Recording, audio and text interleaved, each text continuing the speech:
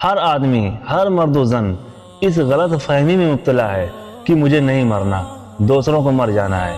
یہ حادثہ، یہ واقعہ، یہ سانحہ جو کسی دوسرے کے ساتھ ہوا ہے میرے ساتھ نہیں ہوگا۔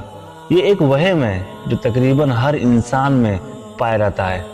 ایک ایسا دن بھی ضرور آنا ہے جس دن ہم نے چلے جانا ہے، جس دن ہم زمین سے 4-5 فٹ نیچے ہوں گے، جس دن ہمارا دنیا میں وجود نہیں ہوگا، جس دن ہمارا دنیا میں کوئی تذکرہ نہیں ہوگا۔ کتنے ہی ماہر فن، کتنے تورم خان ایسے ہیں جنہیں آج کوئی نہیں جانتا، مگر وہ اپنے وقت کے بڑے نامور تھے۔ ہم بھی اپنے بڑوں کو نہیں جانتے، ہمیں اپنی تاریخ کا بھی نہیں پتا۔ ہم کل کی باتیں تو جانتے ہیں، مگر 100 سال پہلے جو قبرستانوں میں دفن ہو گئے آج ان کے نام تک کا بھی نہیں معلوم۔ انسان اتنا چھوٹا ہے کہ پوری کائنات میں ایک زمین، اس زمین میں ایک ملک میں ایک صوبہ، ایک صوبے میں ایک شہر میں ایک چھوٹا سا گاؤں، ایک چھوٹے سے گاؤں میں ایک انسان۔ یہ ہے اس کی ویلو کہ اسے دفن ہونے کے لیے 6 فٹ زمین چاہیے بس۔ اس کے بعد مٹی، غرد و غبار۔ ہفتے، مہینے، سال، صدیاں گزر جاتی ہیں۔ ایک وقت آتا ہے کہ پھر اس کے متعلق کہا جاتا ہے کہ وہ کبھی تھے ہی نہیں۔ پھر ایک وقت وہ بھی آتا ہے کہ جب کسی کو پتہ ہی نہیں ہوتا کہ ہم کون تھے، تم کون تھے، کس قدر بے بسی ہے۔ خربوں سال کا فاصلہ ہے جب انسان پیدا نہیں ہوا تھا، پھر نامعلوم کتنے خرب سال کا فاصلہ ہے، پھر وہ پیدا ہوتا ہے، اس کے بعد وہ مرے گا، پھر نامعلوم کتنے ہزار سال کا فاصلہ ہے کہ جب اسے اٹھایا جائے گا۔ اس کے درمیان اس کی مختصر سی زندگی ہے۔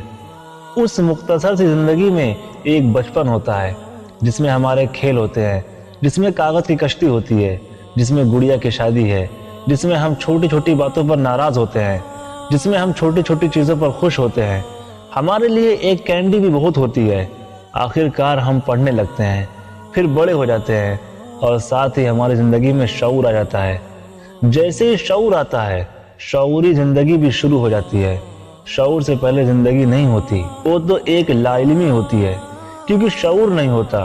شعور کے آنے کی پہلی پہچان یہ ہے کہ شعور آتے ہی انسان پوچھتا ہے کہ میں دنیا میں کیوں آیا ہوں۔ اس سوال کا تعلق نہ عمر کے ساتھ ہے، نہ بال سفید ہونے کے ساتھ ہے، نہ اسکول اور کالج کے ساتھ ہے۔ یہ سوال کبھی بھی اٹھ سکتا ہے۔ دنیا کی کسی بھی مخلوق میں یہ سوال نہیں اٹھتا، صرف انسان وہ واحد مخلوق ہے جس کے دل میں یہ سوال اٹھتا ہے۔ ایک دانشور کہتا ہے کہ ذرا سوچئے کہ تخلیق انسانی سے پہلے انسان بنانے والے خالق کے خیال میں تھا، پھر اس کی تخلیق کی گئی جو یہ جان جائے کہ میں قیمتی ہوں، دوسری مخلوقات سے بہت افضل ہوں، دوسری مخلوقات کا میں سردار ہوں، وہی اشرف المخلوقات کہلانے کا حقدار ہے۔ شعور یہ بتاتا ہے کہ ہم عام مخلوق نہیں ہیں، ہم بڑے انسان ہیں، ہم بڑے کام کے لیے آئے ہیں۔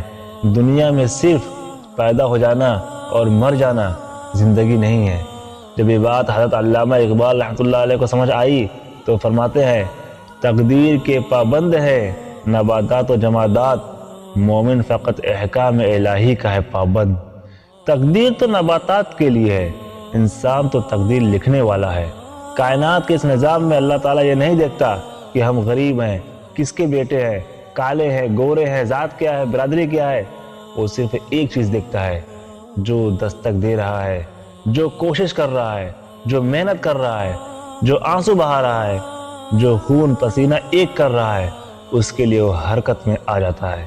قوانین انسان کے لیے ہے، جب کوئی دل سے اللہ تعالیٰ کا ذکر کرتا ہے تو پھر وہ چمکتا ہے، پھر محنت میں مل کر ہیرا بن جاتا ہے۔ تو غائز ہم دنیا میں اس لیے پیدا نہیں ہوئے کہ کھائیں سوئیں عیش کریں نکل جائیں بس، نہیں، ہمارا ایک مقصد ہے، ہمارا ایک ٹارگٹ ہے، ہمارا ایک گول ہے۔